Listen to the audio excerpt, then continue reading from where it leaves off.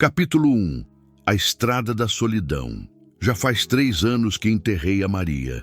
3 anos dirigindo essa Scania velha pelas estradas do Brasil, carregando soja, milho, cimento, qualquer coisa que pague o diesel e me mantenha longe de casa, porque casa sem ela não é casa. É só um lugar vazio onde as paredes guardam o eco de uma risada que não volta mais. Eu me chamo João Carlos, mas todo mundo me chama só de João mesmo. Tenho 46 anos, cabelo grisalho, barriga de cerveja e uma cicatriz no queixo de quando bati o caminhão lá em 2015. Caminhoneiro desde os 22. A estrada é minha vida, ou era, não sei mais. Naquela manhã de quinta-feira, eu estava saindo de Goiânia com destino a Teresina, carga de ração animal. 2 dias de viagem, talvez 3, se o caminhão resolvesse me sacanear no meio do caminho. O sol já castigava forte às 7 da manhã. O tipo de calor que gruda na pele e não sai nem com banho. Liguei o rádio. Sertanejo. Desliguei. Não estava com cabeça para música. A BR-153 se estendia à frente, reta, infinita, hipnotizante. Aquele asfalto preto cozinhando debaixo do sol. Cigarras cantando nos capins secos da beira da pista. Cheiro de diesel misturado com poeira. O mesmo de sempre. Passei por Porangatu sem parar. Não tinha fome. Não tinha vontade de conversar com ninguém no posto. Só queria andar. Continuar andando. Porque quando eu paro, quando fico parado tempo demais, as lembranças vêm. Lembro da Maria rindo na cozinha. Lembro dela brigando comigo porque eu passava semanas fora. Lembro da última vez que a vi, magrinha demais, pálida demais, dizendo que estava tudo bem, que era só um cansaço. Câncer no pâncreas. 4 meses depois ela se foi. Eu não estava em casa quando ela morreu. Estava na estrada, sempre na maldita estrada. Balancei a cabeça, tentando espantar os pensamentos. Acendi um cigarro. O 3º da manhã, tragada funda, fumaça para fora. A garganta arranhou, o celular tocou. Era o Zé, meu cunhado. Oi, João. Tudo certo por aí? Tudo. Você vem no aniversário da Júlia no mês que vem? Ela vai fazer 10 anos, cara.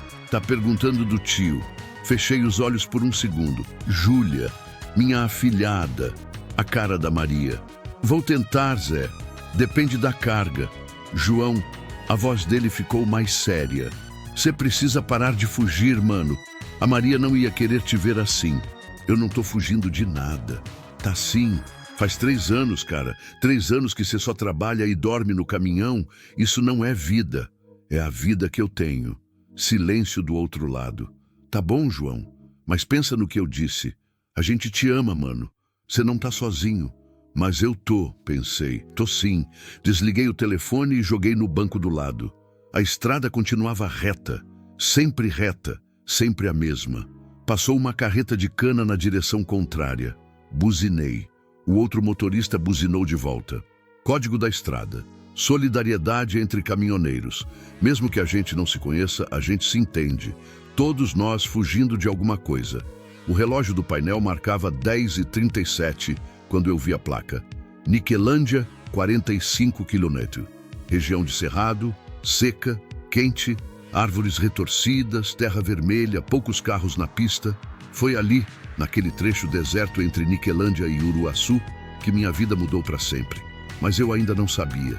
Eu só dirigia, sozinho, como sempre. Fim do capítulo 1. Quer que eu continue com o capítulo 2? Tentar novamente que continue e alongue o próximo. Capítulo 2. O encontro. O calor estava insuportável. Aquele tipo de calor que parece que vai derreter o asfalto debaixo dos pneus. O ar-condicionado do caminhão tinha pifado faz 2 semanas e eu não tinha tido tempo de consertar. Ou coragem de parar. Tanto faz. Resultado.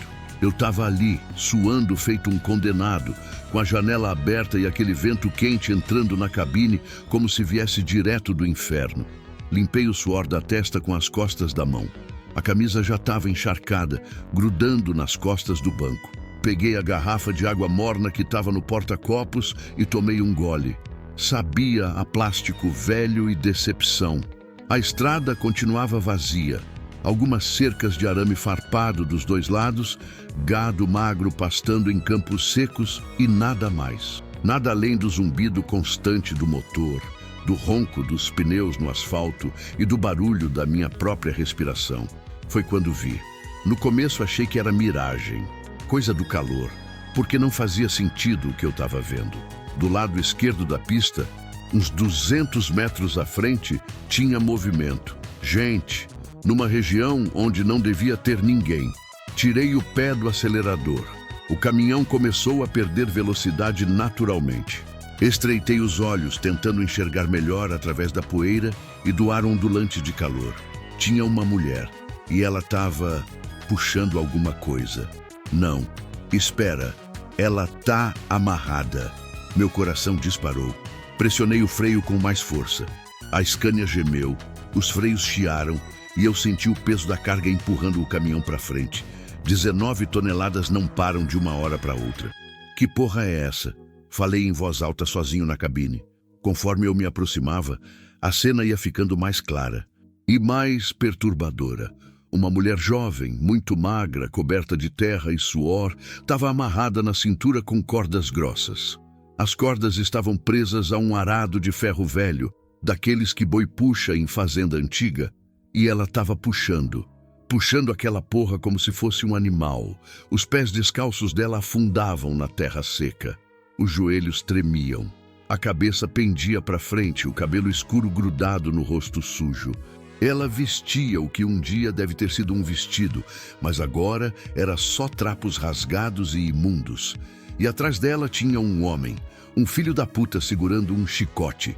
Senti uma onda de raiva subir do estômago até a garganta. Uma raiva que eu não sentia faz tempo. Raiva de verdade. Raiva que queima.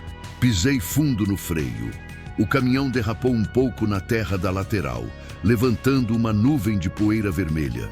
Puxei o freio de mão com força. O motor morreu. Silêncio. Só o som das cigarras. E da minha respiração pesada. Abri a porta de um golpe. O metal quente queimou minha mão, mas eu nem senti. Desci da cabine num pulo, as botas batendo forte no chão. O homem olhou para mim. Devia ter uns 50 anos. Pele queimada de sol, camisa sem manga, barriga grande pendurada sobre um cinto largo. Tinha cara de quem não tinha medo de nada. Cara de quem estava acostumado a fazer o que queria, sem ninguém para impedir. "O que é isso aqui?" gritei, já andando na direção deles. O homem cuspiu no chão. "Não é da sua conta, caminhoneiro. Segue teu rumo." "Não é da minha conta?" Minha voz saiu mais alta do que eu esperava.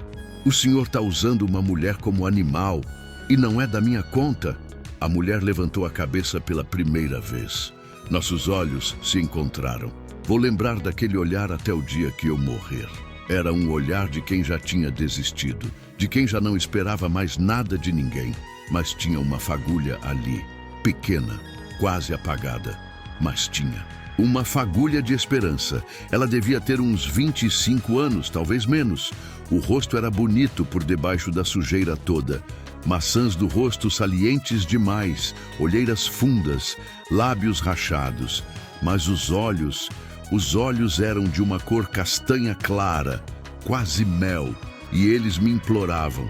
Sem palavras, só aquele olhar. "Me tira daqui!"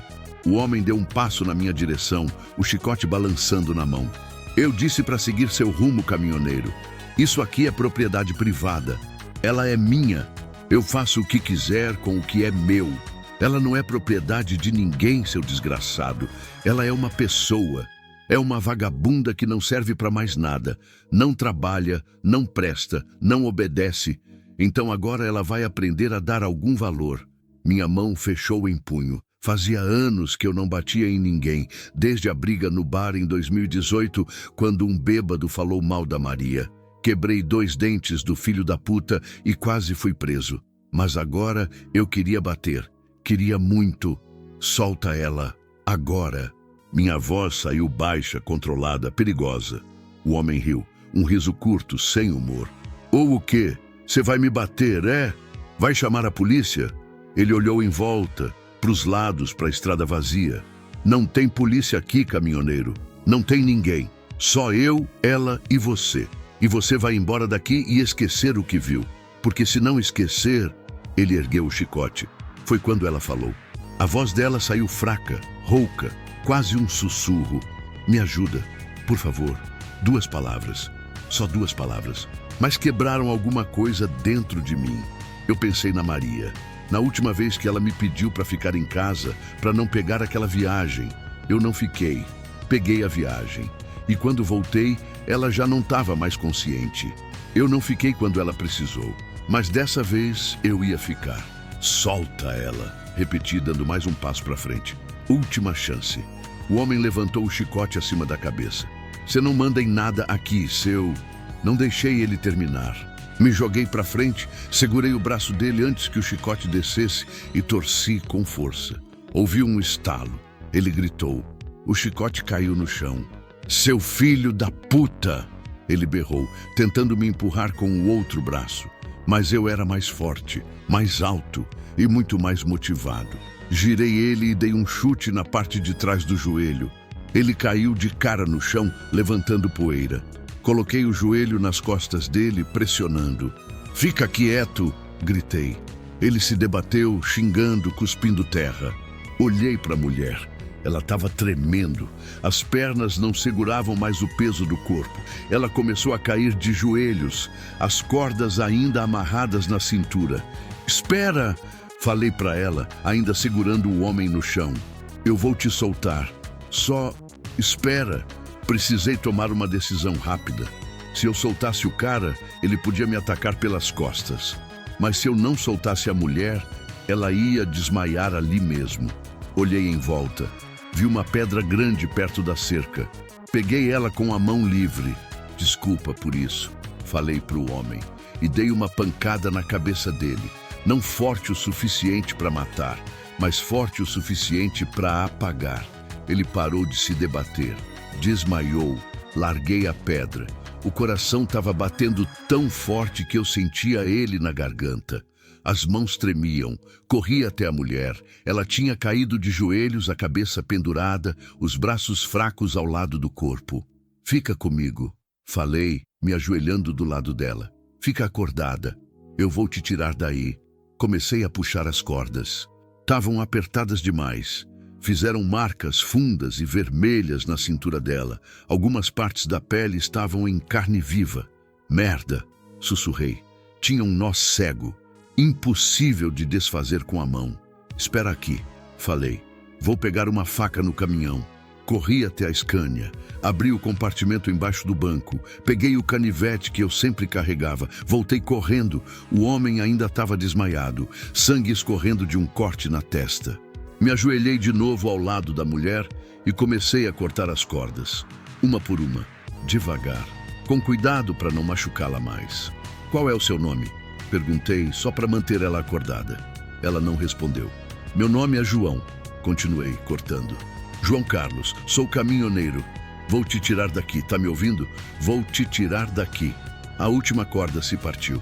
Ela desabou nos meus braços. Peguei ela no colo. Era leve demais. Assustadoramente leve. Só pele e osso.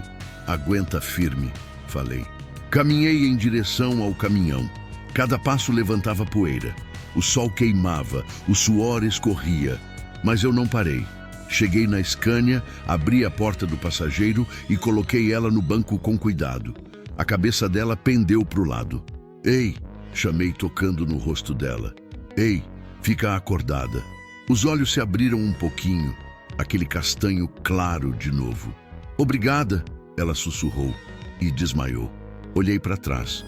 O homem ainda estava no chão, mas não ia ficar muito tempo. Fechei a porta do passageiro, corri para o outro lado, subi na cabine e liguei o motor. A Scania rugiu, engrenei a primeira, pisei no acelerador. As rodas giraram, levantaram terra, pegaram tração e a gente saiu dali. Fim do capítulo 2. Quer que eu continue com o capítulo 3? Tentar novamente, continue e alongue o próximo. Capítulo 3. O peso do silêncio. Durante os primeiros 20 minutos, eu não consegui pensar em nada além de dirigir. Mãos no volante, olhos na estrada, pé no acelerador. O motor da Scania roncando firme, engolindo quilômetros de asfalto quente. Eu passava pelas marchas no automático, sem pensar, só reagindo. Meu corpo estava em piloto automático, mas minha cabeça era um furacão. Olhei para o espelho retrovisor pela 100ª vez. Nada, nenhum carro seguindo. Nenhuma caminhonete velha levantando poeira atrás de mim. Só a estrada vazia se perdendo na linha do horizonte. Mas o medo não passava. Aquele filho da puta podia ter acordado, podia ter um celular, podia chamar alguém, podia ter amigos, capangas.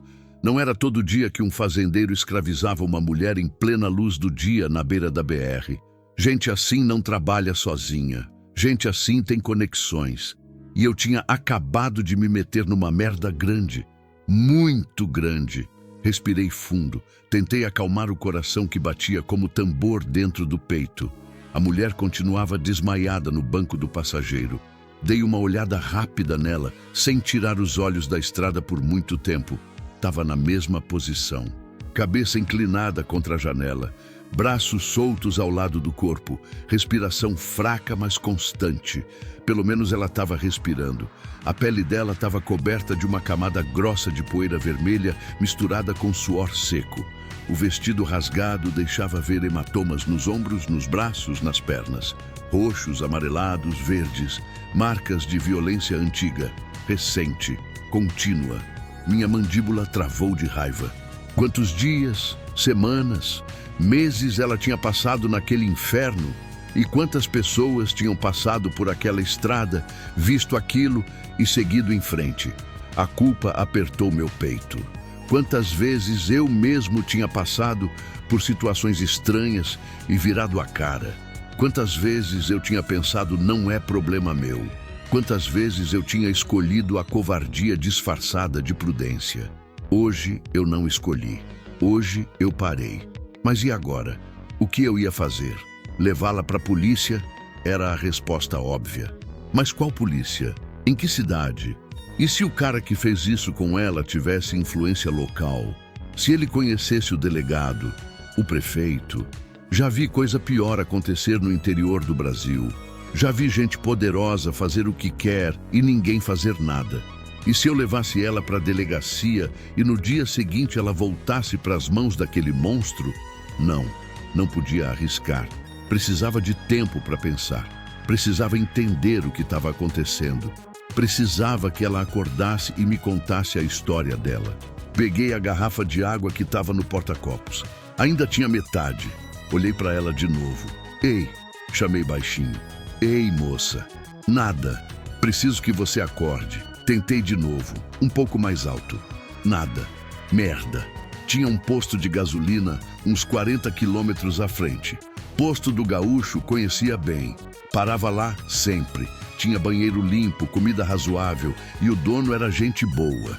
Podia estacionar lá, limpar ela um pouco, dar água, comida e pensar num plano.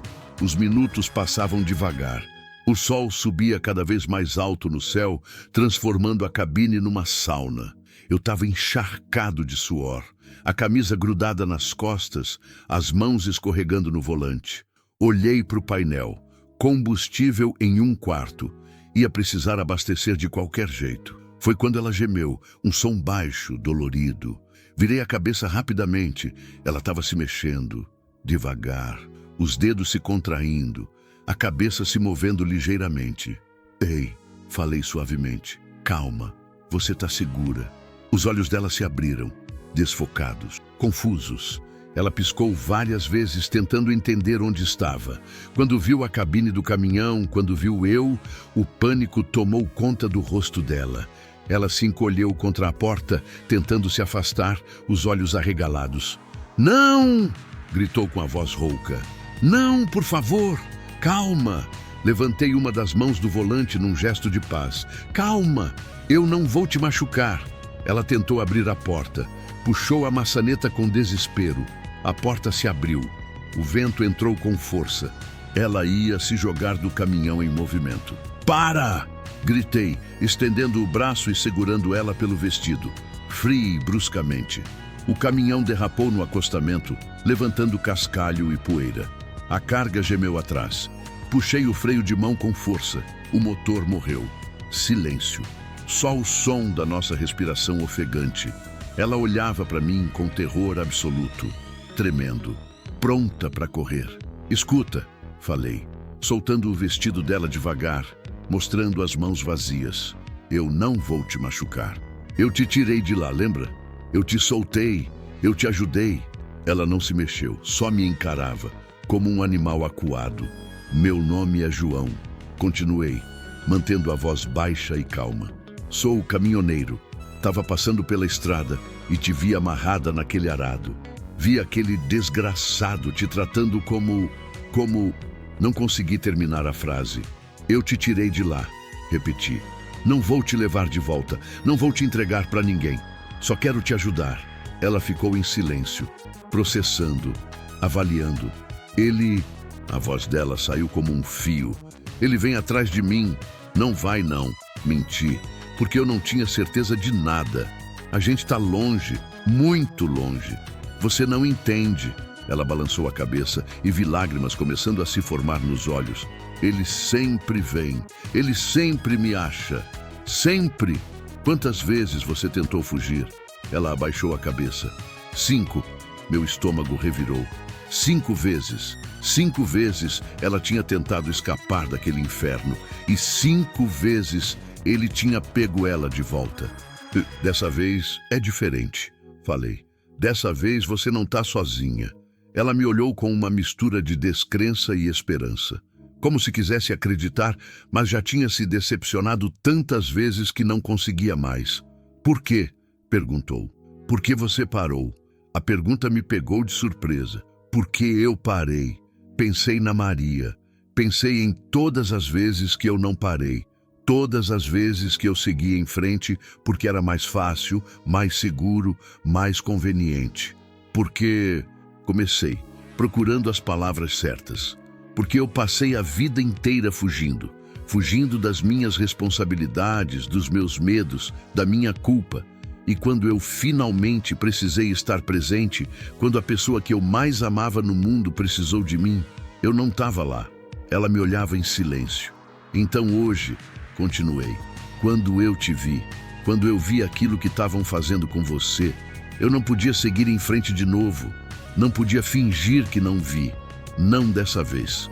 Uma lágrima escorreu pelo rosto sujo dela. Como você se chama? Perguntei suavemente. Ela hesitou. Teresa, Teresa, repeti. O nome parecia bonito, delicado. Prazer, Teresa. Sinto muito pelo que você passou. Ela limpou a lágrima com as costas da mão, deixando um rastro limpo na pele suja. O que você vai fazer comigo? Perguntou. Nada, respondi. Não vou fazer nada com você. Vou te ajudar. Vou te dar água, comida, roupa limpa. E depois a gente decide juntos o que fazer. Mas eu não vou te forçar a nada, tá me ouvindo? Nunca. Ela assentiu devagar, ainda desconfiada, mas menos tensa. Tem um posto daqui a uns 20 minutos, expliquei. A gente pode parar lá.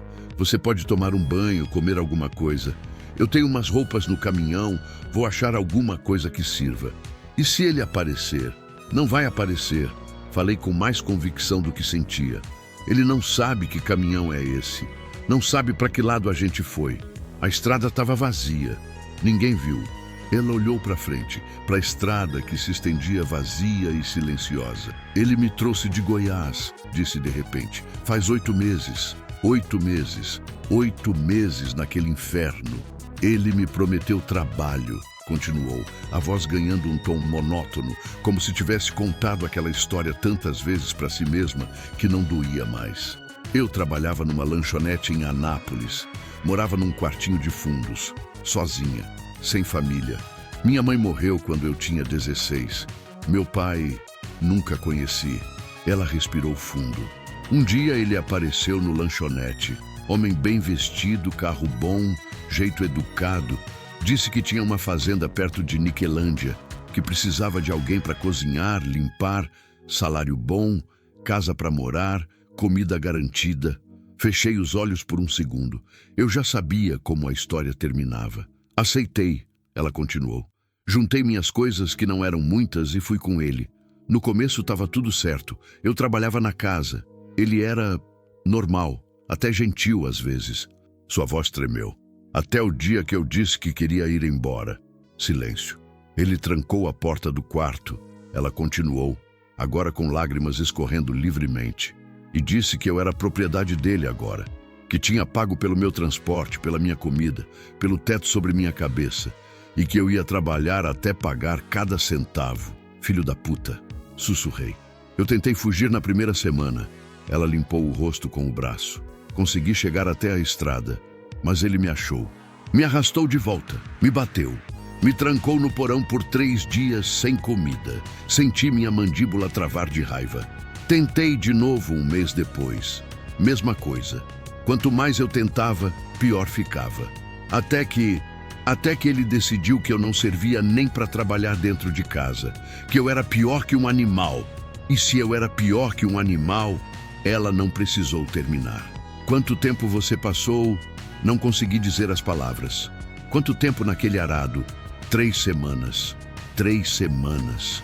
21 dias sendo tratada como gado. 21 dias sob o sol escaldante, puxando ferro, apanhando, morrendo aos poucos. Desculpa, falei, e não sabia bem por quê. Desculpa por não ter passado antes. Desculpa por ela ter passado por isso. Desculpa pelo mundo ser tão podre às vezes. Teresa olhou para mim e, pela primeira vez, esboçou algo parecido com um sorriso. Pequeno, triste, mas real. Obrigada, disse. Por parar, assenti. Vamos sair daqui, falei, ligando o motor de novo. Quanto mais longe a gente ficar daquele lugar, melhor.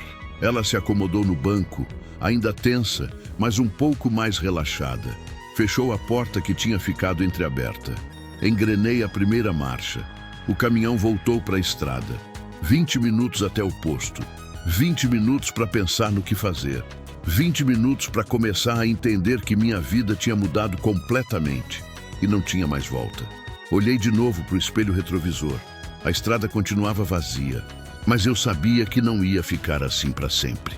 Fim do capítulo 3. Quer que eu continue com o capítulo 4?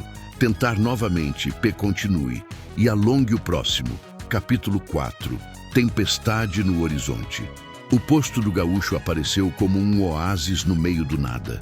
2 bombas de combustível enferrujadas, uma lojinha com grades nas janelas, banheiros dos fundos e uma lanchonete que servia o melhor bauru da BR-153. Pelo menos era o que dizia a placa desbotada pendurada na entrada. Estacionei o caminhão no canto mais afastado do pátio, longe das outras 2 carretas que estavam abastecendo. Quanto menos gente visse a Teresa, melhor. Não que eu achasse que alguém fosse reconhecer ela. Coberta de sujeira e exausta como estava, ela mal parecia uma pessoa, mas parecia um fantasma. Mas eu não queria arriscar. Desliguei o motor. O silêncio que se seguiu foi quase ensurdecedor, depois de horas ouvindo o ronco constante da Scania. Teresa continuava olhando pela janela, os olhos fixos nos carros que passavam na estrada. Cada vez que um veículo reduzia a velocidade perto do posto, ela enrijecia. As mãos se fechavam em punhos. O maxilar travava.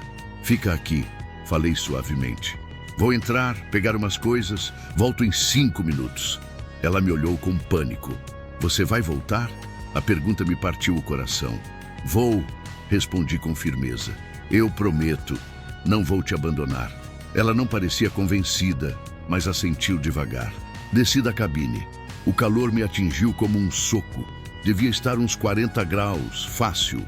O asfalto do posto brilhava, ondulando com o calor. O cheiro de óleo diesel e borracha quente dominava o ar. Caminhei até a lojinha. A sineta da porta tocou quando entrei. O ar-condicionado velho zunia no canto, mal dando conta do calor. Prateleiras empoeiradas, produtos vencidos, o básico de sempre. Seu Mário, o dono, estava atrás do balcão lendo um jornal velho. Homem gordo, careca, bigode grisalho. Levantou os olhos quando me viu. João Carlos, cumprimentou com um sorriso. Quanto tempo, rapaz? E aí, seu Mário? Forcei um sorriso. Como vão as coisas? Do jeito que dá, né? Ele dobrou o jornal. Você vai querer o de sempre? 2 pastéis de carne e café preto? Hoje não, respondi, andando entre as prateleiras.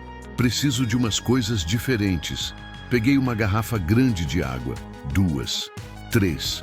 Coloquei no balcão. Peguei pão, presunto, queijo, um pacote de biscoito, 2 barras de chocolate, 2 maçãs que pareciam meio velhas, mas ainda comestíveis.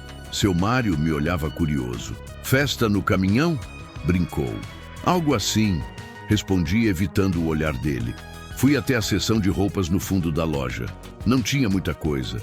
Camisetas de time de futebol, calças de moletom baratas, alguns vestidos horríveis com estampa de flores. Peguei uma camiseta branca tamanho M, uma calça de moletom cinza e um par de chinelos de borracha. Não era nada especial, mas servia. Arrumou uma namorada, foi? Seu Mário perguntou quando voltei para o balcão com as roupas. Não é nada disso. Respondi rápido demais. Ele levantou as sobrancelhas, mas não insistiu. Começou a passar os produtos no caixa velho. R$ 64. Peguei a carteira. Tirei 4 notas de 20. Ele me devolveu o troco. Seu Mário, chamei antes de sair. Se alguém vier aqui perguntar qualquer coisa sobre mim, sobre uma mulher, sobre... Ele me interrompeu levantando a mão. Eu não vi nada, João. Seu olhar ficou sério. E não vou ver. Assenti agradecido. Seu Mário era gente boa, do tipo que entendia que às vezes a lei e a justiça não são a mesma coisa. Voltei para o caminhão carregado de sacolas. Teresa continuava no mesmo lugar, olhando pela janela como um passarinho em gaiola. Trouxe água, comida e roupa limpa. Falei, subindo na cabine. Os banheiros ficam ali atrás. Tem chuveiro. Água quente nem sempre funciona, mas tem sabonete. Ela olhou para as sacolas como se fossem tesouros. Eu posso tomar banho. A voz saiu pequena. Pode e deve, respondi com um meio sorriso. Sem ofensa, mas você tá precisando. Ela quase sorriu. Quase. Peguei a sacola com as roupas e entreguei para ela junto com uma toalha velha que eu tinha no caminhão. Toma. Não é roupa de grife, mas é limpa. Quando você terminar, a gente come alguma coisa. Teresa pegou as coisas com cuidado, como se fossem quebrar. E se... Começou. Eu vou ficar aqui, interrompi. De olho. Se qualquer coisa acontecer, se qualquer carro suspeito aparecer, eu te aviso. Pode ir tranquila. Ela respirou fundo, abriu a porta. Desceu devagar, as pernas ainda fracas. Quase tropeçou, mas se segurou na lateral do caminhão. Observei ela caminhar até os banheiros dos fundos. Cada passo parecia doer. Cada movimento era uma luta. Mas ela chegou. Entrou. A porta se fechou. Fiquei ali parado, olhando em volta. 2 caminhoneiros conversavam perto das bombas. Um carro de família abastecia no outro lado. Tudo normal. Nada suspeito. Mas eu não conseguia relaxar. Acendi um cigarro. Tragada profunda. A fumaça saiu devagar. Enquanto esperava, fiquei pensando. O que diabos eu ia fazer agora? Não podia simplesmente seguir viagem e deixar ela em qualquer cidade. O cara que fez isso com ela tinha dito que ela era dele. Gente assim não desiste fácil. Gente assim tem ego, tem orgulho machucado, tem sede de vingança. Ele ia procurar por ela. E quando procurasse, ele ia procurar por mim também. Dei mais uma tragada. A fumaça me queimou a garganta. Talvez eu devesse ter deixado ela lá. Talvez eu devesse ter passado direto. Talvez... Não podia pensar assim. Eu tinha feito a coisa certa. A única coisa certa. O resto... Bem, o resto eu ia descobrir no caminho. Joguei o cigarro no chão e pisei em cima. Foi quando eu vi. Do outro lado da estrada, vindo na direção oposta, uma caminhonete branca, velha, amassada, com lama nas laterais. Meu estômago se apertou. A caminhonete reduziu a velocidade ao passar pelo posto. Devagar demais. Como se estivesse procurando alguma coisa. Ou alguém. Merda. Olhei para o banheiro. Teresa ainda estava lá dentro. A caminhonete parou no acostamento do outro lado da pista. 2 pessoas dentro.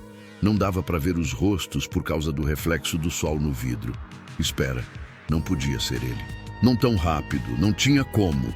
Ou tinha? Quanto tempo eu tinha ficado parado na beira da estrada conversando com a Teresa? 5 minutos? 10? Tempo suficiente para ele acordar, para ele pegar o celular, para ele ligar para alguém. Caminhão Scania branco, placa de Goiás, indo para o norte. Minha mão fechou em punho. A porta do motorista da caminhonete se abriu. Um homem saiu. Alto, magro, boné sujo. Não era o mesmo cara da estrada, mas tinha a mesma energia, a mesma presença ameaçadora. Ele olhou para o posto, olhou para os caminhões estacionados, olhou para o meu caminhão. Merda, merda, merda. Pensei rápido. Se eu ligasse o motor agora, chamaria a atenção. Se eu saísse correndo para o banheiro buscar a Teresa, também. Se eu ficasse parado, eles iam vir investigar. Não tinha escolha boa. O homem começou a atravessar a estrada. Vinha na direção do posto. Meu coração disparou. Desci da cabine tentando parecer casual. Caminhei em direção à lojinha, mas mantendo o banheiro no canto do olho. O homem entrou no posto. Passou por mim sem olhar, entrou na lojinha. Respirei. Talvez fosse só paranoia.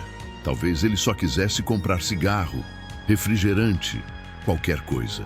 Fiquei perto da entrada da loja, fingindo olhar meu celular, mas na verdade, observando lá dentro através do vidro sujo. O homem falou alguma coisa com seu Mário. Não dava para ouvir. Seu Mário balançou a cabeça, negando alguma coisa. O homem insistiu, gesticulou, apontou para fora. Seu Mário continuou balançando a cabeça. O homem bateu a mão no balcão. Seu Mário deu um passo para trás. A situação estava escalando.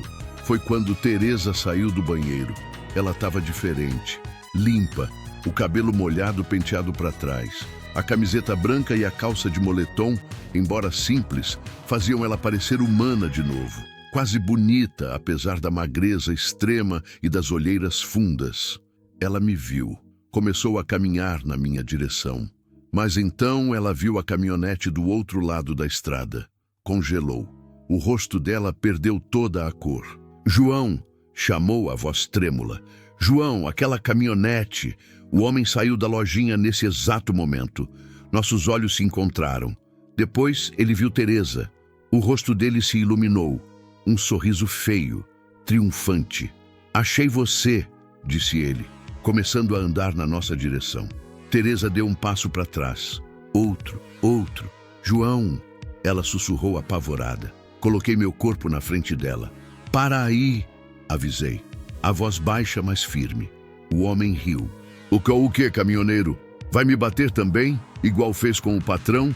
Então era isso. O desgraçado tinha acordado, tinha ligado, tinha mandado esse capanga atrás. Ela não vai voltar, falei. Não é você quem decide. Ele deu mais um passo. Ela é propriedade do meu patrão e você roubou propriedade, isso da cadeia. Ela não é propriedade de ninguém, gritei, e várias pessoas no posto viraram para olhar. O homem percebeu a atenção. Parou, olhou em volta, fez um cálculo rápido. Não ia tentar nada ali.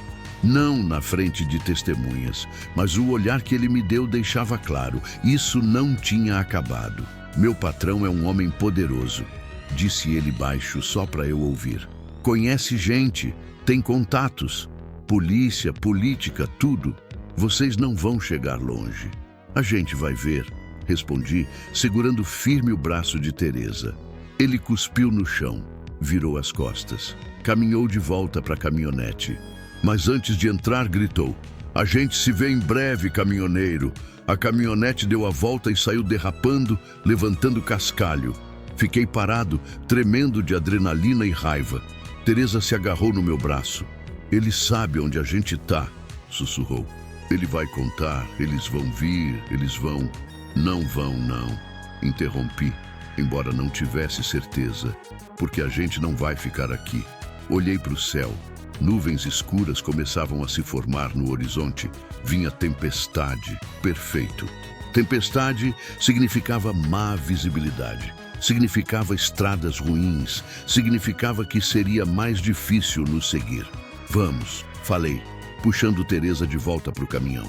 A gente precisa sair daqui. Agora. Ela não discutiu. Subiu na cabine. Eu subi atrás. Liguei o motor, as marchas, acelerador. O caminhão rugiu de volta para a estrada. Olhei para o espelho retrovisor.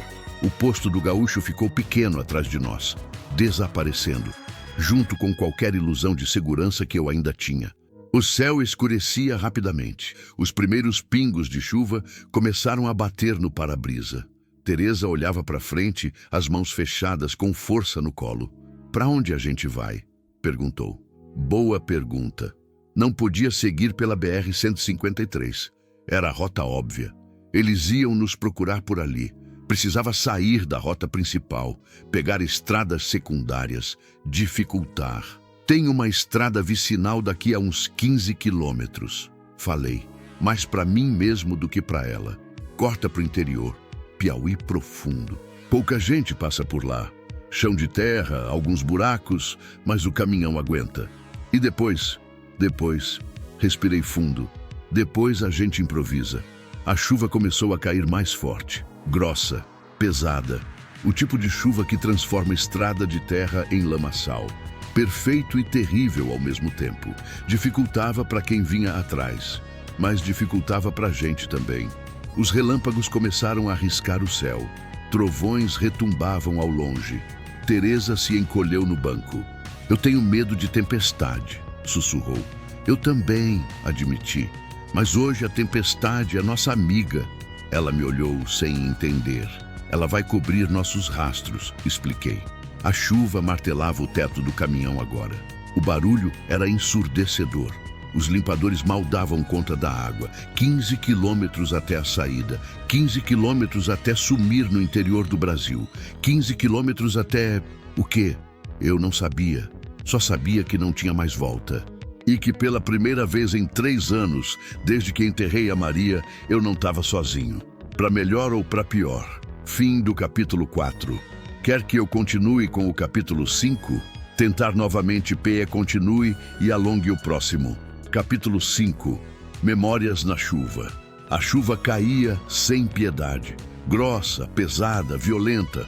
O tipo de temporal que transforma o mundo em um borrão cinzento e faz você questionar se vai conseguir enxergar a própria mão na frente do rosto. Os limpadores do para-brisa trabalhavam no máximo, mas mal conseguiam limpar a água antes que uma nova camada cobrisse tudo de novo. Reduzi a velocidade para 40, 30, 20. A estrada vicinal que eu tinha pego há meia hora estava virando um pesadelo. O que antes era chão batido duro agora era lama pura. As rodas da Scania patinavam, lutando por tração. A carga atrás balançava perigosamente a cada buraco, a cada curva. "Merda!", sussurrei, segurando o volante com força. Teresa não falou nada. Só olhava pela janela, ou pelo menos tentava. Não tinha nada para ver além de chuva e escuridão. Já era quase 6 da tarde, mas parecia meia-noite. Um relâmpago rasgou o céu, iluminando tudo por um segundo. Vi árvores curvadas pelo vento, cercas caídas, uma porteira aberta balançando. E lama, muita lama. O trovão veio logo depois, tão alto que senti a vibração no peito. Teresa se encolheu ainda mais. "Tá tudo bem", falei, tentando soar confiante. "É só chuva. Vai passar." Mas eu não tinha certeza de nada. Tava tentando achar um lugar para parar, um rancho abandonado, um galpão, qualquer coisa que servisse de abrigo até a tempestade passar. Não dava para continuar dirigindo naquelas condições. Era perigoso demais. E se a estrada tivesse alagado mais à frente? Se eu atolar o caminhão no meio do nada? Ia ser o fim. Olhei para o painel. Combustível em 1/8. Precisava economizar. Outro relâmpago. E dessa vez eu vi. Do lado direito da estrada, uns 100 metros à frente, uma construção. Parecia um galpão velho, telhado de zinco, paredes de tijolo aparente, metade desmoronando. "Ali", apontei. "Vou tentar chegar até aquele galpão." Teresa olhou, assentiu. Fiz a curva com cuidado. As rodas derraparam. O motor gemeu, mas consegui sair da estrada e entrar no que um dia deve ter sido um pátio. Estacionei o caminhão embaixo de uma árvore grande, o mais protegido possível do vento e da chuva. Desliguei o motor. O silêncio que se seguiu foi estranho. Só o barulho da chuva martelando o teto de metal, ritmado, hipnotizante, quase reconfortante se não fosse a situação. Vamos esperar aqui, falei, até passar o pior.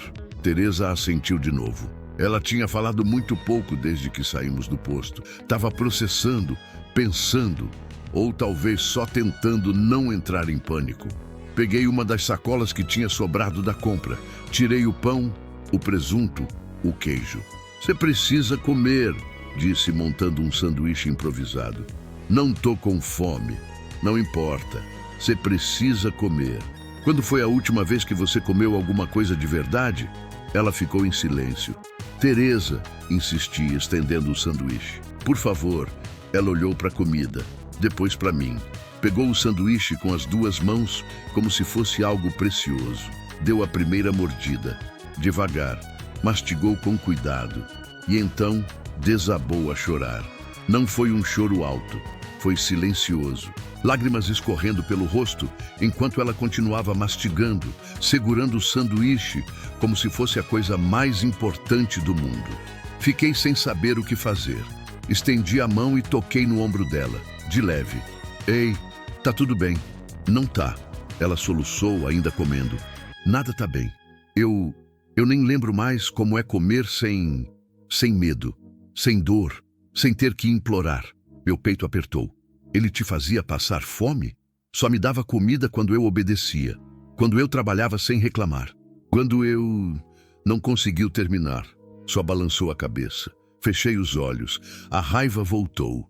Aquela raiva surda, pesada, que dói no fundo do estômago. Você nunca mais vai passar por isso, falei.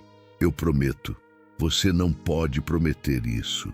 Ela limpou as lágrimas com a mão livre. Você não sabe do que ele é capaz. E ele não sabe do que eu sou capaz, respondi, surpreendendo a mim mesmo com a determinação na voz. Teresa me olhou, realmente me olhou, como se estivesse tentando descobrir quem eu era, por que eu estava fazendo aquilo, o que eu ganhava com tudo isso. Por que você se importa? Perguntou. Você nem me conhece. Não preciso conhecer para saber que o que fizeram com você foi errado. Mas a maioria das pessoas... Ela hesitou. A maioria teria passado direto, teria fingido que não viu. É mais fácil assim. Eu sei, admiti. Eu fiz isso a vida inteira. Passei direto por muita coisa. Fingi não ver, porque era mais fácil, mais seguro, menos complicado. Peguei minha própria garrafa de água. Tomei um gole. Mas tem um limite para quantas vezes você pode fingir antes de se perder completamente, antes de virar o tipo de pessoa que você sempre teve medo de se tornar. Teresa não disse nada, só continuou comendo o sanduíche, devagar, mastigando cada pedaço como se fosse um milagre. Fiquei olhando para a chuva lá fora. As memórias começaram a vir. Sempre vinham quando eu ficava parado tempo demais. Maria, no dia do nosso casamento. Vestido branco simples, sorriso imenso, olhos brilhando de felicidade. Maria, na cozinha da nossa casinha em Anápolis, cantando enquanto fazia arroz. Maria me esperando na porta toda vez que eu voltava de viagem, por pior que fosse a hora. Maria doente, fraca, desaparecendo aos poucos. Maria me pedindo para ficar. João, só essa vez fica comigo, por favor. E eu dizendo que não podia. Que tinha compromisso, que a carga não podia atrasar. Sempre a maldita carga. Quando eu voltei, 3 dias depois, ela já não conseguia mais falar. Só me olhava. Aquele olhar que dizia tudo. Que dizia, eu sabia que você não ia ficar. Ela morreu na madrugada seguinte, sozinha, enquanto eu dormia no sofá da sala, exausto demais para ficar acordado. Você tá bem? A voz de Teresa me trouxe de volta. Pisquei. Tinha uma lágrima descendo pelo meu rosto. Limpei rápido. Tô sim. Você estava pensando nela, né? Teresa disse baixinho. Na sua esposa. Como ela sabia? Você falou dela, explicou. Quando me pegou, você disse que não tinha ficado quando ela precisou. Ah, verdade. Eu tinha dito mesmo. Maria... Falei o nome pela primeira vez em meses. Ela se chamava Maria. Ela era importante para você. Era tudo, respondi, e a voz saiu mais embargada do que eu queria. Era tudo, e eu joguei fora. Joguei fora por causa de estrada, de carga, de dinheiro, de coisas que no final não importam nada. Ela sabia que você amava ela? A pergunta me pegou desprevenido. Eu acho que sim, espero que sim. Então ela sabia, Teresa disse com convicção. Gente sempre sabe quando é amada, mesmo quando a pessoa não está presente, mesmo quando a pessoa erra. A gente sente. Olhei para ela, magra, machucada, marcada pela dor, mas tinha uma sabedoria naqueles olhos que não combinava com a idade. Você já amou alguém? Perguntei. Ela sorriu triste. Uma vez. Faz tempo. O que aconteceu? Ele morreu, respondeu simplesmente. Acidente de moto. Tinha 20 anos. Eu tinha 19. A gente ia se casar. Merda. Desculpa. Não precisa. Ela terminou o sanduíche. Foi faz 6 anos. Às vezes parece que foi ontem. Às vezes parece que foi em outra vida. Ficamos em silêncio por um tempo. Só o som da chuva. Só a escuridão lá fora. Só 2 destroços humanos tentando sobreviver dentro de um caminhão velho no meio do nada. Sabe o que é engraçado? Teresa falou de repente. Quando eu estava lá, amarrada naquele arado, debaixo do sol, sem água, sem comida, sem esperança, eu pensava nele, no Lucas. E eu me perguntava se ele estava me esperando. Se quando eu morresse, ele estaria lá do outro lado para me buscar. Sua voz tremeu. E daí você apareceu. E eu pensei, talvez ele tenha mandado você. Talvez seja assim que as coisas funcionam. A gente perde pessoas que ama, mas elas não nos abandonam completamente. Elas mandam outras pessoas para cuidar da gente quando a gente mais precisa. Senti um nó na garganta. Você acha que a Maria mandou você para mim? Ela perguntou. Eu comecei, mas não consegui terminar, porque talvez fosse verdade.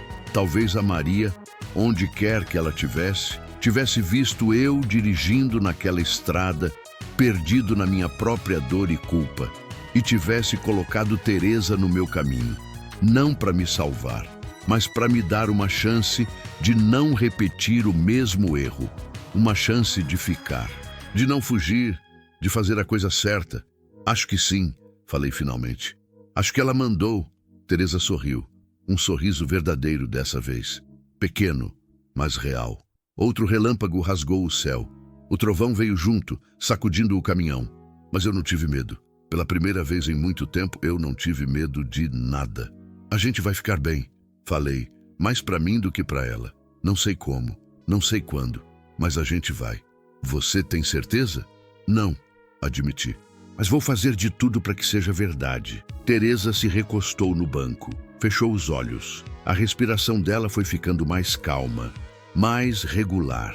Ela dormiu. Ali mesmo, no banco do passageiro, com a roupa simples que eu tinha comprado, o cabelo ainda úmido do banho, o rosto finalmente relaxado.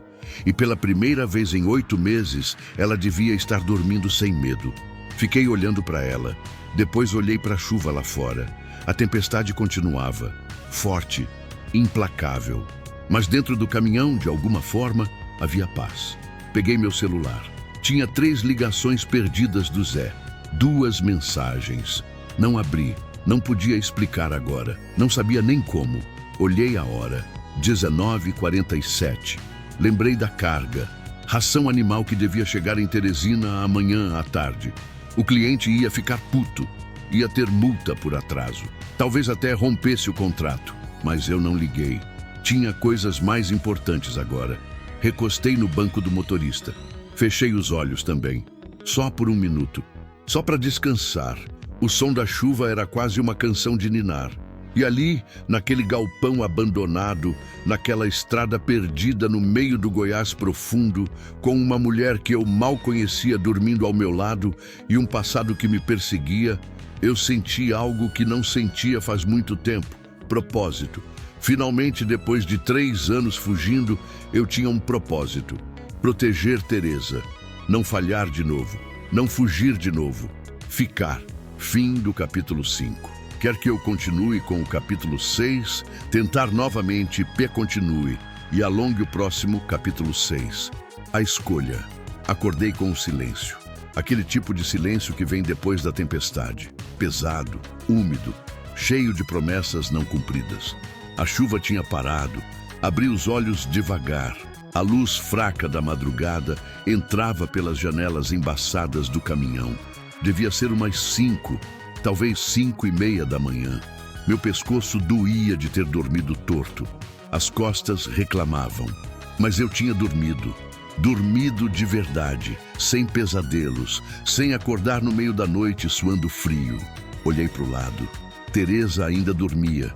Encolhida no banco do passageiro, os joelhos puxados contra o peito, os braços abraçando as próprias pernas. Parecia uma criança, frágil, vulnerável, mas pelo menos descansada. Não quis acordá-la. Abri a porta do caminhão com cuidado, tentando não fazer barulho. O ar lá fora era gelado e úmido. Cheirava a terra molhada, a mato, a promessa de um dia difícil. Desci. Minhas botas afundaram na lama. O pátio do galpão tinha virado um lamaçal completo. Poças enormes refletiam o céu ainda escuro. A estrada vicinal por onde tínhamos vindo parecia um rio de barro. Merda, sussurrei. Não ia ser fácil sair dali. Caminhei até a frente do caminhão. Conferi os pneus, fundos na lama. Ia precisar de tração nas 6 rodas para conseguir mover aquela Scania. Dei a volta pelo galpão.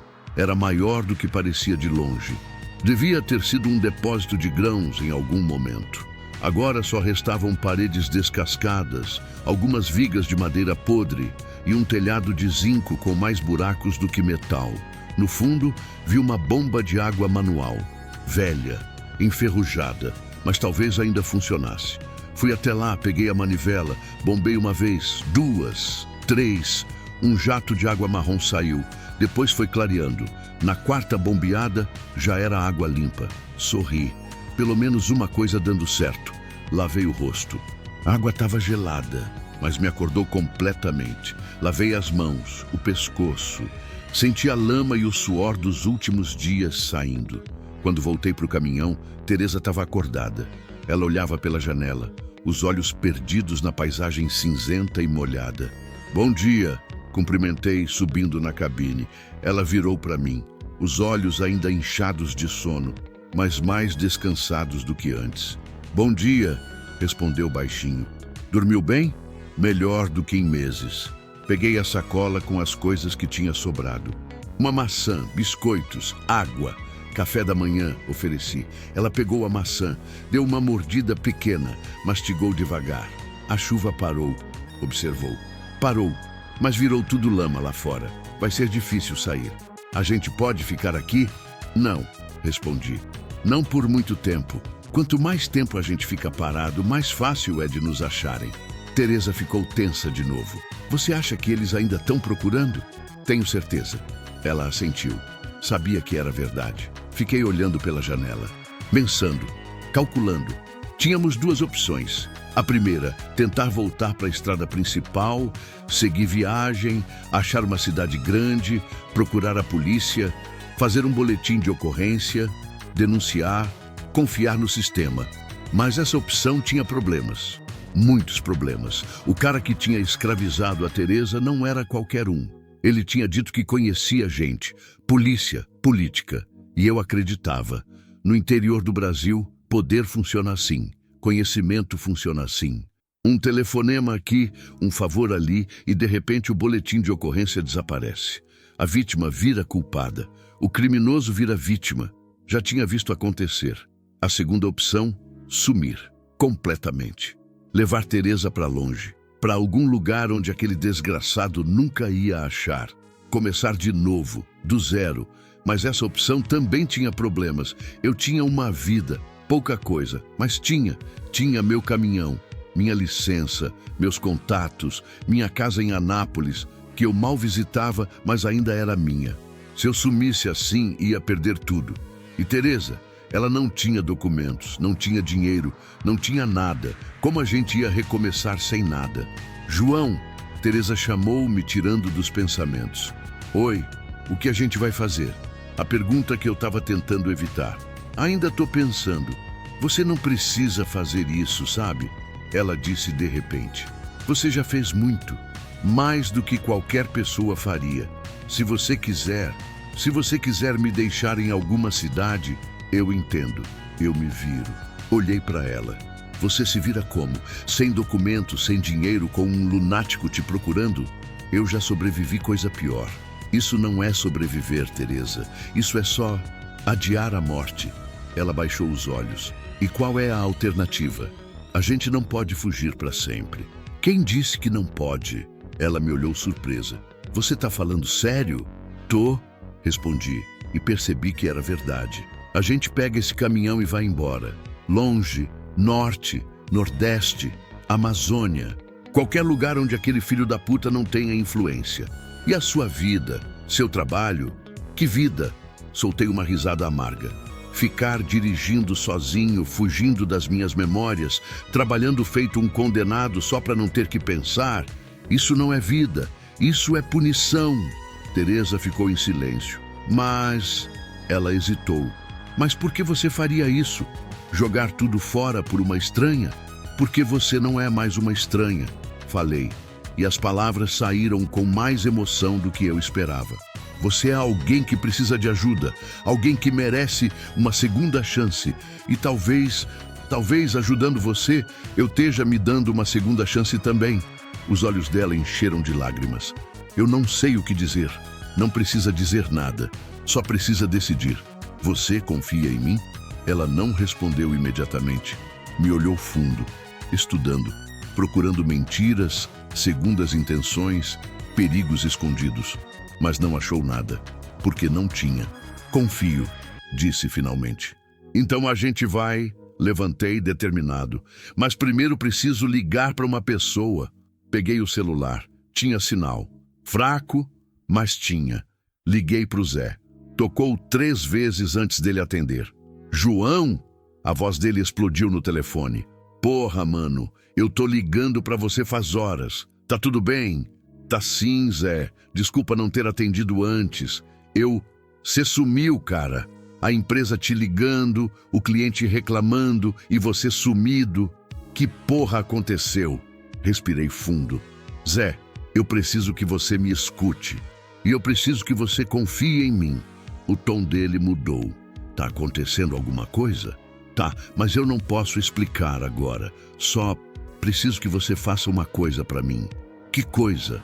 Liga para a empresa. Diz que eu tive um problema mecânico, que o caminhão quebrou, que eu vou ter que parar para consertar. Enrola eles por uns dias. João, que porra? Por favor, Zé. Interrompi. Eu sei que tá confuso. Eu sei que não faz sentido. Mas eu preciso que você confie em mim. Só dessa vez. Silêncio do outro lado. Isso tem a ver com a Maria? Perguntou baixinho. Você tá tendo uma crise ou algo assim? Não, respondi. Tem a ver com fazer a coisa certa. Pela primeira vez em muito tempo. Mais silêncio. Tá bom, ele cedeu. Eu enrolo eles. Mas você me deve uma explicação, mano. Uma explicação de verdade. Eu sei. E eu vou te dar. Prometo. Só não agora. Cuidado, João. Seja lá o que você tá fazendo, cuidado. Vou ter. Desliguei. Teresa me olhava. O que você vai fazer com o caminhão, com a carga? Vou ter que abandonar, admiti. Não tem como continuar transportando 19 toneladas de ração fugindo pelo Brasil. Vou deixar o caminhão em algum lugar, avisar a empresa onde tá. Eles mandam alguém buscar. E como a gente vai viajar? Ônibus, carona, a pé se precisar. Ela balançou a cabeça incrédula. Você tá mesmo disposto a perder tudo? Eu já perdi tudo que importava quando a Maria morreu, respondi. O resto é só coisa. E coisa a gente recupera, pessoa não. Teresa começou a chorar, mas dessa vez não era de tristeza. Era de alívio, de esperança, de algo que ela tinha esquecido que existia. Obrigada, sussurrou. Obrigada. Toquei no ombro dela. A gente vai ficar bem. Eu prometo. Foi quando ouvi um motor, ao longe, vindo na direção do galpão. Congelei. Teresa ouviu também.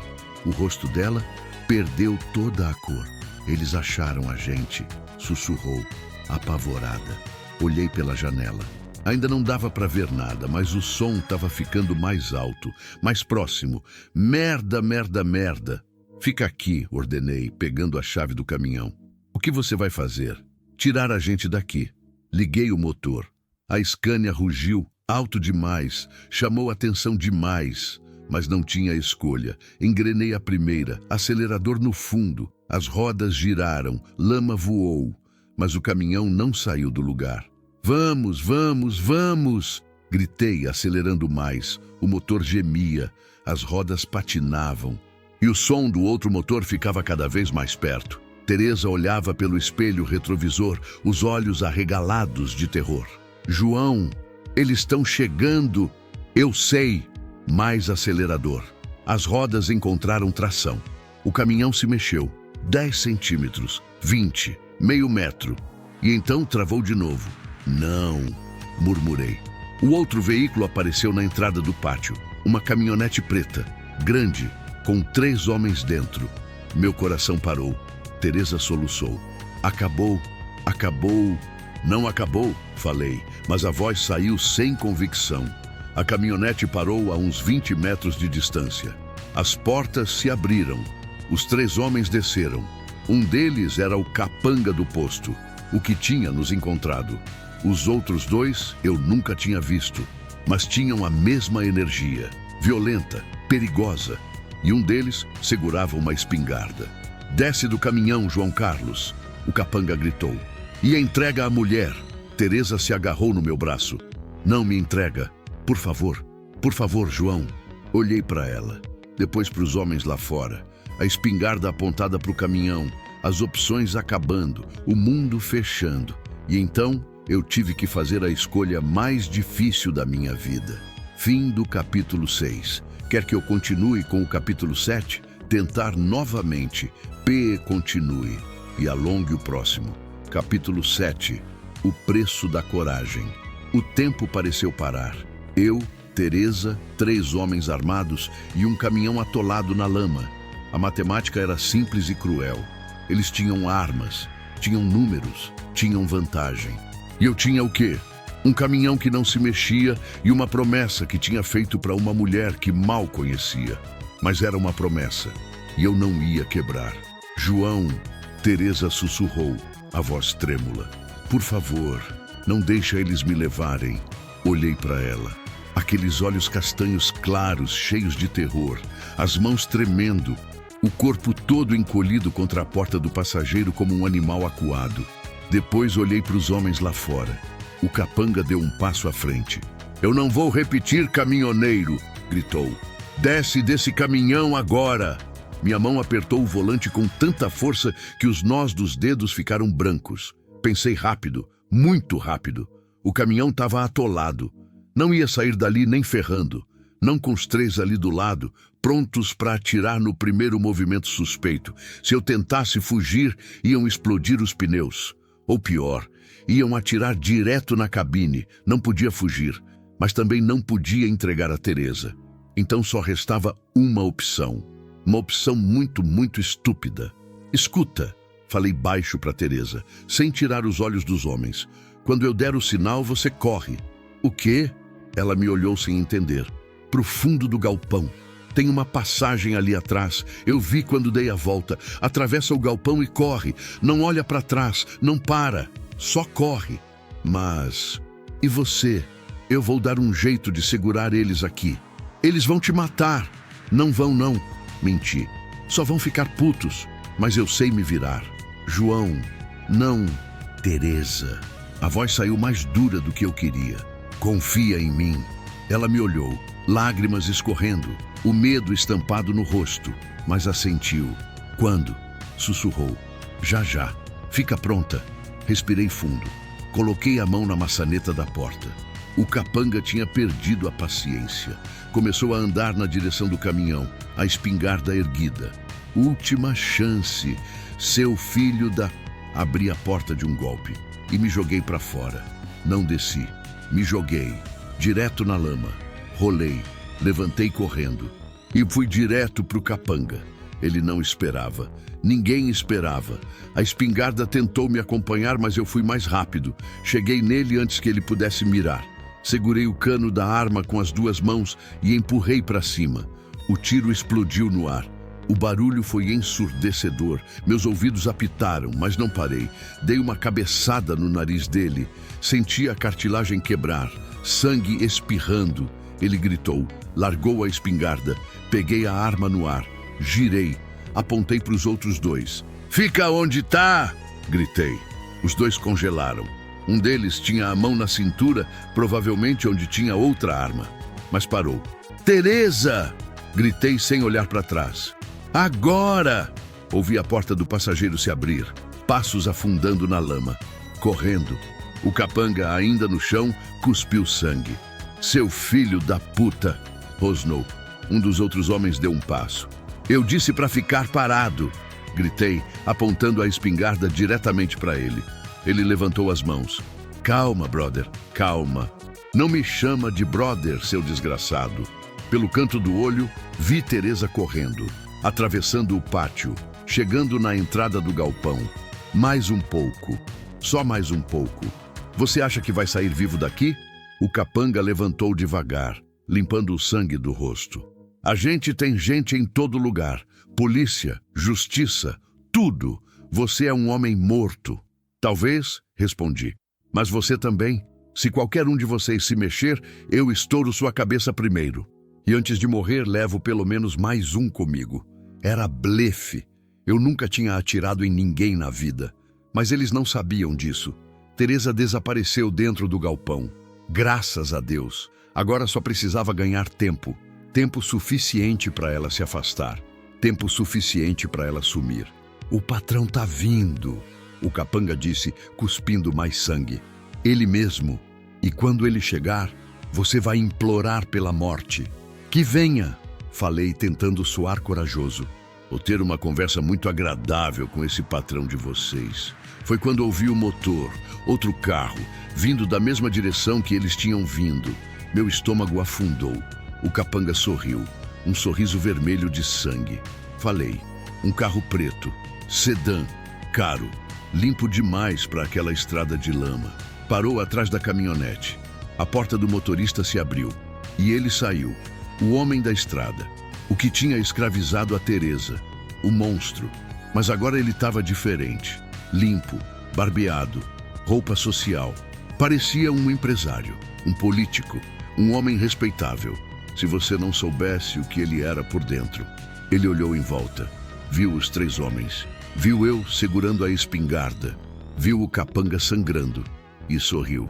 "João Carlos", disse o nome devagar, saboreando cada sílaba. "O herói caminhoneiro que acha que pode salvar o mundo. Vai se foder." Cuspi. Ele riu, uma risada fria, calculada, grosseiro, mas esperado. "Homens como você sempre acham que violência resolve tudo." "E fala o cara que trata a mulher como animal." "Correção." Ele levantou um dedo. "Eu trato propriedade como propriedade. Há uma diferença." A raiva ferveu dentro de mim. "Ela não é propriedade de ninguém, seu doente." "Ah, mas é sim." Ele começou a andar na minha direção devagar, sem pressa, confiante. "Veja, João Carlos, você não entende como o mundo funciona. Existem pessoas que mandam e pessoas que obedecem, pessoas que têm poder e pessoas que servem. Eu tenho poder, dinheiro, influência. E a Teresa? Ela não tem nada. Ela é nada. Cala a boca." "Onde ela tá?" perguntou, olhando para o caminhão. "Cadê minha propriedade?" "Longe de você." Ele parou de andar. O sorriso desapareceu. "Me diz onde ela tá." "Vai sonhando. Você não entende a situação, João Carlos. Você não tem saída. São 4 contra 1. Você está segurando uma espingarda que provavelmente nem sabe usar. E mesmo se atirarem um de nós, os outros 3 vão te matar. É matemática simples." Ele estava certo. Eu sabia que estava, mas não importava. "Pelo menos eu levo você comigo." Falei, apontando a espingarda direto para ele. Pela primeira vez, vi um lampejo de medo no olho dele. "Bom, você não vai atirar", disse, mas a voz saiu menos confiante. "Quer apostar?" Silêncio. O vento soprava entre nós, levantando poeira seca misturada com lama úmida. O cheiro de terra molhada, diesel e violência iminente pairava no ar. Sabe qual é o seu problema, João Carlos? Ele falou finalmente. Você acha que é um bom homem, acha que está fazendo a coisa certa, mas você não é herói. Você é só um caminhoneiro fracassado que não conseguiu salvar a própria esposa e agora está tentando compensar salvando uma vagabunda qualquer. As palavras me atingiram como socos. Como você sabe da minha esposa? Eu sei tudo sobre você. Ele sorriu de novo. João Carlos Silva, 46 anos, viúvo, sem filhos, endividado, caminhoneiro autônomo. Maria Aparecida Silva, falecida há 3 anos de câncer. Você não estava em casa quando ela morreu. Estava na estrada, fazendo uma entrega. E carrega essa culpa desde então. Minha mão tremeu na espingarda. Como ele sabia? Como? Fiz minha lição de casa. Ele continuou. Quando meus homens me disseram que um caminhoneiro tinha roubado minha propriedade, eu investiguei. E sabe o que descobri? Que você é patético. Um homem vazio tentando preencher o buraco dentro de si com um heroísmo barato. Cala. Ah, Boca, ela pediu para você ficar, não foi? Maria, no último dia, pediu para você não pegar aquela viagem. Mas você foi mesmo assim, porque o trabalho era mais importante. O dinheiro era mais importante. E quando voltou, ela já não te reconhecia mais. Morreu sozinha, sem você. Eu falei para calar a boca. As lágrimas desciam pelo meu rosto agora. A raiva, a dor, a culpa, tudo misturado. Você quer se redimir, João Carlos? Ele deu mais um passo. Ana quer ter a chance que não teve com Maria? Quer ser o herói que não foi para ela? Eu só quero que você deixe a Teresa em paz. Então me diz onde ela tá. Nunca! Ele suspirou, como se estivesse lidando com uma criança teimosa. Tá bom, do seu jeito. Fez um gesto com a mão. Os 3 homens se moveram ao mesmo tempo. Girei a espingarda, mirei no capanga, puxei o gatilho. Clique, nada, vazio. O capanga riu. Você acha que eu andaria com espingarda carregada, com esse tranco todo na estrada? Merda! Joguei a arma inútil no chão e cerrei os punhos. Então vai ser na porrada. Eles vieram. O primeiro eu consegui acertar. Soco no queixo. Ele cambaleou. O segundo pegou minha perna, me derrubou na lama, chutei. Acertei o estômago dele, mas o terceiro pulou em cima de mim. Socos, muitos socos, na cara, no estômago, nas costelas. Tentei me defender, tentei revidar, mas eram muitos. E eu estava cansado demais, velho demais, quebrado demais. Um joelho no meu peito. Todo o ar saiu dos pulmões.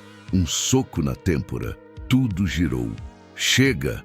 A voz do patrão cortou o ar. Não matem ele. Ainda não. Os socos pararam. Fiquei deitado na lama, sangrando, cuspindo terra, mal conseguindo respirar. O patrão se ajoelhou do meu lado. Última chance, João Carlos. Onde? Ela. Tá? Cuspi sangue na cara dele. Ele limpou devagar, sem emoção. Idiota. Levantou. Fez outro gesto. Procurem. Ela não pode ter ido longe. 2 deles foram pro galpão. O terceiro ficou me vigiando, um pé no meu peito. Eu tinha falhado. Depois de tudo, depois de prometer, depois de jurar que não ia deixar nada acontecer com ela, eu tinha falhado. De novo, igual com a Maria. Fechei os olhos, as lágrimas misturando com o sangue e a lama. Desculpa, Teresa, sussurrei pro vento.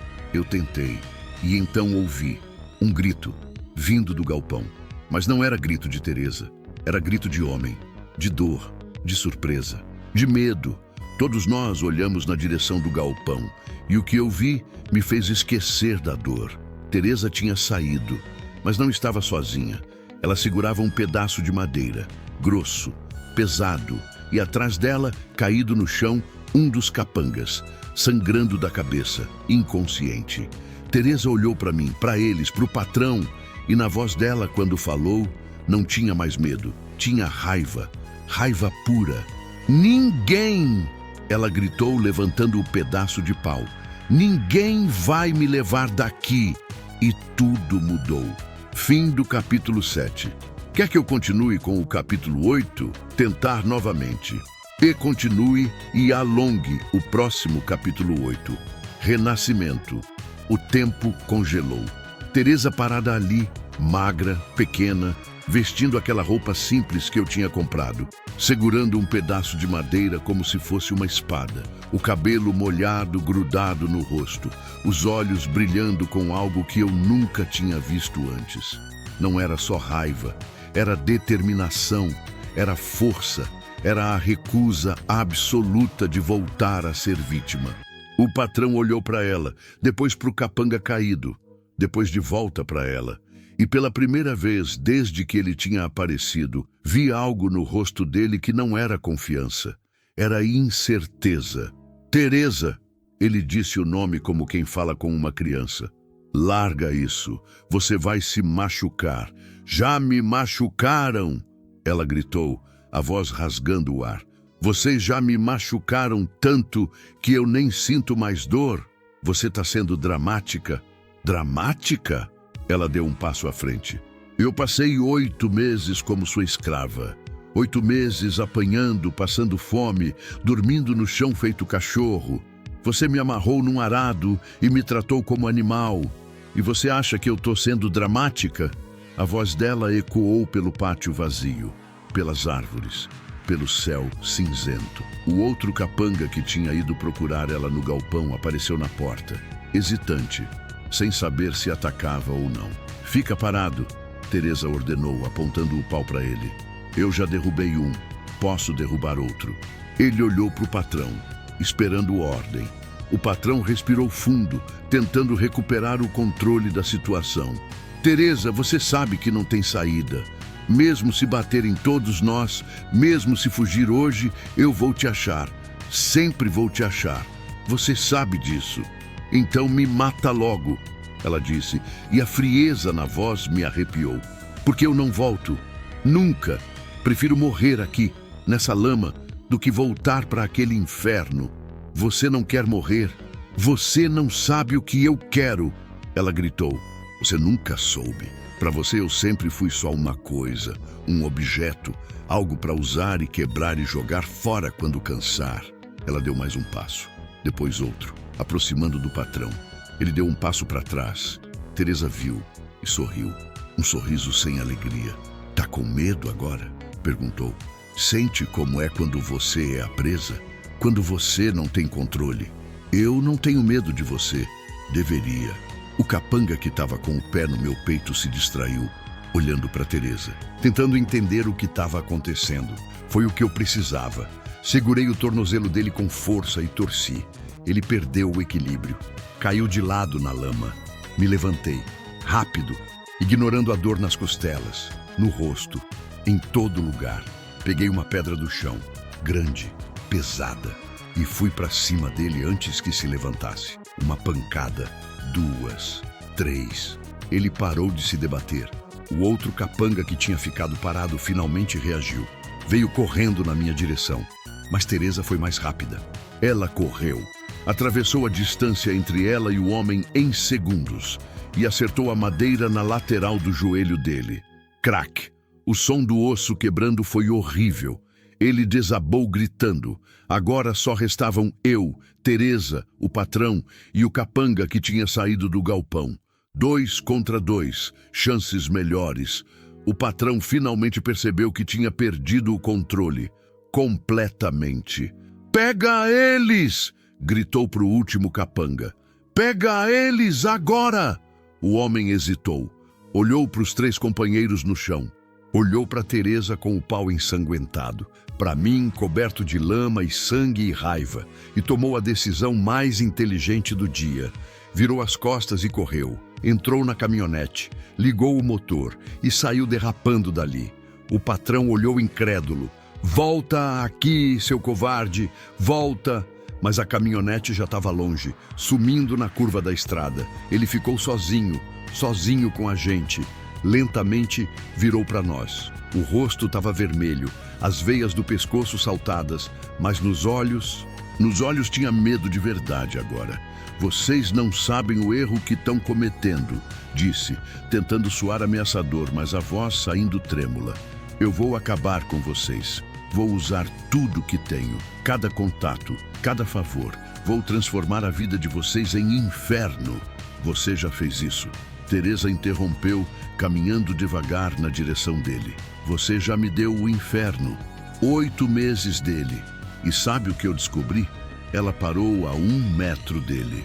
Eu sobrevivi ao seu inferno, às suas torturas, à sua crueldade. E agora eu não tenho mais nada a perder. Ele olhou em volta, procurando saída, procurando ajuda. Não tinha nenhuma. Teresa, começou, mas a voz saiu como súplica agora. A gente podemos conversar, chegar num acordo. Eu posso te pagar, te dar dinheiro, bastante dinheiro. Você pode começar uma vida nova, longe daqui. Você acha que é dinheiro que eu quero? Ela riu, uma risada amarga. Eu quero minha dignidade de volta. Quero dormir sem pesadelos. Quero olhar no espelho e não ver uma vítima. E você nunca vai me dar isso. Então, o que você quer? Teresa olhou para mim, depois de volta para ele. Quero que você suma, para sempre. Que nunca mais encoste em mim. Que nunca mais me procure. Que suma da minha vida como se nunca tivesse existido. E se eu não sumir? Ela levantou o pau de novo. Então eu garanto que você vai sumir de um jeito ou de outro. Ele engoliu seco. Olhou para os capangas caídos, para o carro dele estacionado ali, para a estrada vazia, e tomou a única decisão que lhe restava. Recuou devagar. 1 passo, 2, 3. Isso não acabou, disse, mas sem convicção. Vocês vão se arrepender. Já vou, Teresa respondeu. Me arrependo de ter confiado em você, de ter aceitado sua proposta, de não ter fugido antes. Mas de hoje, de ter quebrado a cara dos seus capangas, disso eu não vou me arrepender nunca. Ele continuou recuando até chegar no carro, abriu a porta, entrou, ligou o motor. E pela primeira vez em 8 meses, Teresa viu aquele monstro fugindo dela. O carro deu marcha ré, girou, saiu em disparada pela estrada enlameada e desapareceu. Ficamos ali parados, eu e Teresa, no meio daquele pátio cheio de lama, sangue e homens gemendo no chão. Vitoriosos, de alguma forma impossível, mas real. Vitoriosos. Teresa soltou o pedaço de madeira. Ele caiu na lama com um baque surdo. As pernas dela começaram a tremer. Depois os braços, depois o corpo todo. Corri até ela. Segurei antes que caísse. Ei, eu tô aqui, tá tudo bem, acabou. Ela se agarrou em mim e desabou. Não foi choro, foi um colapso completo. 8 meses de dor, medo, humilhação e raiva saindo de uma vez. Em soluços violentos que sacudiam o corpo inteiro dela. Segurei firme, deixei ela chorar, deixei ela gritar, deixei ela sentir. Não sei quanto tempo ficamos assim. Podiam ter sido 5 minutos ou 5 horas. O tempo tinha perdido o sentido. Quando ela finalmente se acalmou, quando os soluços viraram apenas respirações pesadas, ela se afastou um pouco, olhou para mim. Obrigada, sussurrou, a voz rouca, por não desistir de mim. Nunca vou desistir, respondi. Prometi. Ela sorriu, um sorriso pequeno, cansado, mas verdadeiro. Olhei para os capangas ainda no chão. Um já estava acordando, gemendo de dor. Os outros 2 ainda desmaiados. A gente precisa sair daqui, falei. Antes que eles acordem. Antes que o patrão volte com mais gente. O caminhão tá atolado. Eu sei. Mas olha, apontei para o carro do patrão que tinha ficado para trás. O sedã preto, com as chaves ainda na ignição na pressa dele de fugir. Teresa entendeu. A gente vai roubar o carro dele? Tecnicamente, não é roubo se a gente está fugindo de escravidão e tentativa de assassinato. Respondi com um meio sorriso. Ela riu. Pela primeira vez desde que eu a conheci, ela riu de verdade. Fomos até o carro. Entrei no banco do motorista. Teresa no passageiro. Liguei o motor. Ronronou suave. Tanque cheio. Deus existe. Olhei para o caminhão. Minha Scania. Minha vida nos últimos 20 anos. Ia ter que deixar ela ali, com a carga, com tudo. Mas estava tudo bem. Porque algumas coisas são mais importantes que caminhões e cargas e carreiras. Algumas coisas valem perder tudo. Pronto? Perguntei para Teresa. Ela olhou para trás, para o galpão, para os homens no chão, para o passado dela sangrando na lama. Pronta! Respondeu. Pisei no acelerador. O carro saiu dali deixando marcas profundas na lama. Peguei a estrada de terra, direção oposta de onde o patrão tinha ido. Direção norte, para longe, para a liberdade. Teresa abriu a janela, deixou o vento bater no rosto, nos cabelos, fechou os olhos e respirou fundo, como quem respira pela primeira vez. Dirigi em silêncio por 1 hora, 2, 3, até a estrada de terra virar asfalto, até as placas começarem a aparecer, até o Brasil profundo virar civilização de novo. Parei num posto, pequeno, vazio, perfeito. Abasteci o carro, comprei água, comida, remédios para dor. Teresa lavou o rosto no banheiro. Quando voltou, parecia outra pessoa, ainda machucada, ainda cansada, mas diferente, livre. Sentamos numa mesa de plástico do lado de fora do posto. Comemos em silêncio. Sanduíches ruins e café aguado, mas era o melhor que tínhamos provado em dias. O que a gente faz agora? Teresa perguntou finalmente. Boa pergunta. Não sei, admiti. Mas pela primeira vez em muito tempo, não me importo de não saber. Ela sorriu. Para onde a gente vai? Olhei para o mapa que tinha comprado no posto. Brasil imenso, infinito, cheio de possibilidades. Tem um lugar no Pará, disse. Pequeno, remoto. Um amigo meu se aposentou lá. Disse que era paz, que era recomeço, que era onde a gente ia quando queria desaparecer do mundo. Parece perfeito. É longe. Uns 3 dias de viagem. Tudo bem. Ela olhou para a estrada vazia à frente. Eu tenho tempo. Terminamos de comer. Voltamos para o carro. Mais asfalto. Mais quilômetros. Mais distância entre nós e o inferno que tínhamos deixado para trás. Teresa dormiu no banco do passageiro. O rosto relaxado. Sem pesadelos pela primeira vez em meses. E eu dirigi. Mas dessa vez não estava fugindo. Estava indo em direção a algo. Não sabia o que era. Recomeço. Redenção.